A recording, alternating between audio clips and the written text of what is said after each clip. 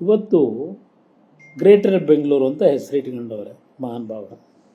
ಹೆಸರಿಟ್ಟ ತಕ್ಷಣ ಬೆಂಗಳೂರಿನ ಚಿತ್ರಣ ಬದಲಾವಣೆ ಆಗುತ್ತಾ?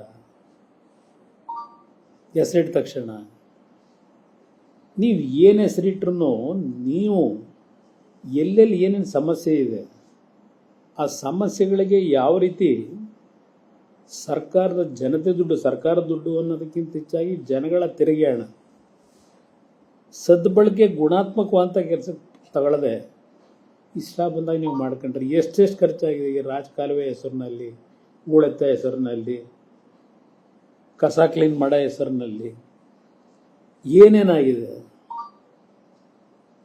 ಇದೆಲ್ಲ ಚರ್ಚೆ ಮಾಡೋಕ್ಕೆ ಹೋದ್ರೆ ನಿಮ್ಮ ಮುಂದೆ 2-3 ಗಂಟೆ ಮಾತಾಡ್ಬೋದು.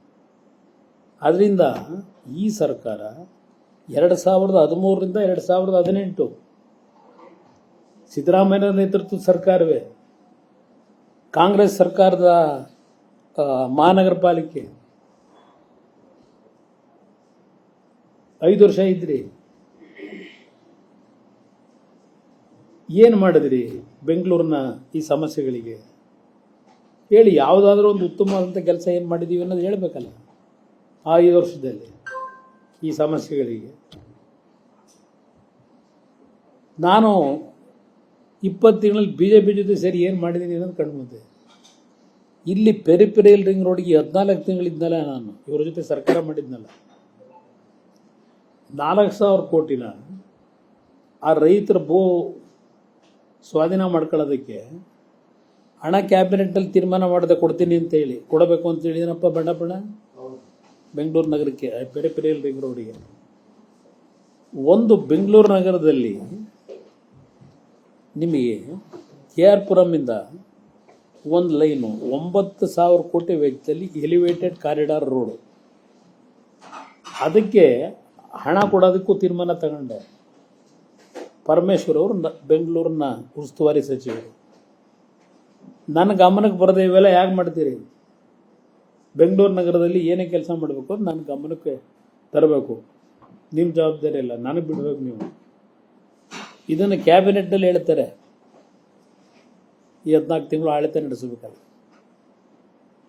ಅಂದ ಇಲ್ಲಿ ಇವತ್ತು ಅದು ಎಂಥದ್ದು, ರಾಮನಗರ ಜಿಲ್ಲೆ ಬೆಂಗಳೂರು ದಕ್ಷಿಣ ಮಾಡಿದ ತಕ್ಷಣ ಏನು ಎಲ್ಲ ರಸ್ತೆಗಳಿಗೆ ಎಲ್ಲರ ಮನೆಗೂ ಚಿನ್ನದ ತಗಡು ಕೊಡಿಸ್ತಾರ? ಏನು ಕೊಡುಗೆ ಕೇಳ್ತಾರಲ್ಲ. ರಾಮನಗರ ಜಿಲ್ಲೆಗೂ ಸಹ ಇವತ್ತಿನ ಚರ್ಚೆ ಮಾಡ್ತಾವ್ರೆ, ಏನು ಕೊಡುಗೆ? ಆಯ್ತಪ್ಪ, ರಾಮನಗರ ಜಿಲ್ಲೆ, ನಾನು ಹಿಂದುತ್ವದ ಹೆಸರನ್ನ ಹೇಳಕ್ಕೆ ಹೋಗಲ್ಲ. ರಾಮನ ಹೆಸರಿಟ್ಟಿದ್ದೆ, ರಾಮನ ಹೆಸರಿಗೆ ಅವಮಾನ ಮಾಡಿಬಿಟ್ರು, ಇದನ್ನು ನಾನು ಹೇಳೋದು. ಓಲಿ ಬದಲಾವಣೆ ಮಾಡ್ಕೊಂಡ್ರಲ್ಲ, ಆ ಕೆಂಗಾಲ ಮತ್ತೆ ಏನಾದ್ರು ಜಿಲ್ಲೆ ಅಂತಂದ್ರೆ ಅವರ ಹೆಸರನ್ನಾದರೂ ಇಟ್ಟಿದ್ರು ಮೆಚ್ಕೋಬೋದಾಗಿತ್ತಲ್ವ? ನಾವ್ಯಾರೂ ಹುಟ್ಟೇ ಇರಲಿಲ್ಲ. ಹನುಮಂತಯ್ಯನವರು ಕೇಂದ್ರ ಸರ್ಕಾರದಲ್ಲಿ ನೇರಿಗೆ ಸೆಡ್ ಹೊಡೆದು ರಾಜಕಾರಣ ಮಾಡಿದವರು, ನೇರವಾದಿ, ವಿಧಾನಸೌಧ ಕಟ್ಟಿದಂಥ ಪುಣ್ಯಾತ್ಮ. ಇವತ್ತು ವಿಶ್ವನೇ ನೋಡ್ತಕ್ಕಂಥ ರೀತಿನೆಲ್ಲ ಕಟ್ಟಡ ಕಟ್ಟಿಸಿದ್ರಾಗ ಅವ್ರ ಹೆಸರನ್ನಾದರೂ ಆ ಜಿಲ್ಲೆಗೆ ಇಟ್ಟಿದ್ರೆ, ಆ ಜಿಲ್ಲೆಯವರವರು, ಆ ಜಿಲ್ಲೆಯಲ್ಲಿ ಜನಿಸಿದ್ದವರು, ಲಕ್ಕೋನಹಳ್ಳಿಲಿ, ಅದಕ್ಕಾದರೂ ಅಭಿನಂದಿಸಬಹುದಾಗಿತ್ತು. 3 ಜನ ಮುಖ್ಯಮಂತ್ರಿಗಳನ್ನ ಕೊಟ್ಟಂಥ ಒಂದು ತಾಲೂಕದು. 2007ರಲ್ಲಿ ನಾನು ತೀರ್ಮಾನ ಮಾಡಿದಾಗ ಯಾಕೆ ವಿರೋಧ ಮಾಡಲಿಲ್ಲ? ವಿರೋಧ ಮಾಡಬಹುದಾಗಿತ್ತಲ್ವ ಅವತ್ತು? ನ್ಯೂಸ್ ಫಸ್ಟ್, ನಿರ್ಭೀತಿಯಿಂದ ನಿಮ್ಮ ಪರವಾಗಿ.